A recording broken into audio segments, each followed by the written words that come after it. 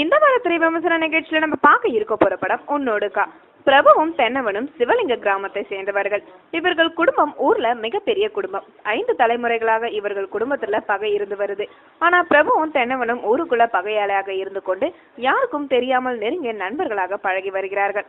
இந்த கிராமத்துல இருந்தால் நட்பாக பழக முடியாது என்ற காரணத்தால பிரபுவும் தென்னவனும் சண்டை போடுவது போல் நடித்து சென்னை வந்து செட்டில் ஆகிறார்கள். சென்னையில எதிரெதிர் வீட்டிலே குடியிருக்கும் இவர்கள் நல்ல நட்பாக பழகி வருகிறார்கள். இந்த நிலையில பிரபு ஊர்வசியோட மகனான ஆரியும் தென்னவன் ஸ்ரீரஞ்சனியோட மகளான மாயாவும் போட்டா போட்டி கொண்டு வளர்கிறார்கள்.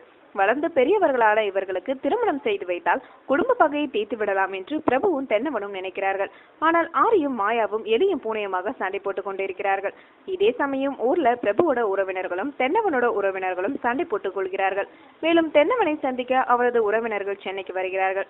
பிரபுவும் தென்னவனும் உறவினர்கள் வந்தால் சென்னையில நாம் நட்பாக பழகி வருவது தெரிந்துவிடும் என்ற பயத்துல இருக்கிறாங்க. பிரபுவோட உறவினர்கள் தென்னவனை கடத்தி கொண்டு ஊருக்கு சென்று விடுகிறார்கள். மேலும் பிரபுவுக்கு தகவலை சொல்லி ஊருக்கும் அழைக்கிறார்கள்.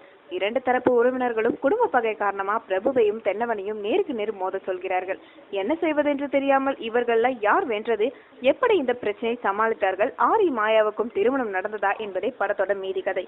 படத்தோட நாயகராக நடித்திருக்கும் ஆரி தான் நடித்த முந்தைய படங்கள்ல இருந்து இதுல முற்றிலும் மாறுபட்ட வேடத்துல நடித்திருக்காரு. நாயகியாக நடித்திருக்கும் மாயா சிறப்பான நடிப்பை வெளிப்படுத்தியிருக்கிறார்.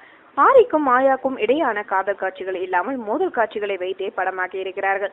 இருவரும் கதாபாத்திரத்தை உணர்ந்து நன்றாகவே நடித்திருக்கிறார்கள். பிரபு, ஊர்வசி, தென்னவன், ஸ்ரீரஞ்சனி ஆகியோர் நடிப்பும் படத்திற்கு பலம். சத்யா சில பாடல்கள் அனைத்தும் கேட்கும் ரகம். பின்னணியில் சிறப்பாக செய்திருக்கிறார். சக்தி சரவணோட ஒளிப்பதிவு படத்திற்கு கை கொடுத்திருக்கிறது. மொத்தத்துல உன்னோடுக்கா உற்சாகம். மேலும் சினிமா செய்திகளை தொடர்பு கொள்ள லைக் மற்றும் சப்ஸ்கிரைப் செய்யவும்.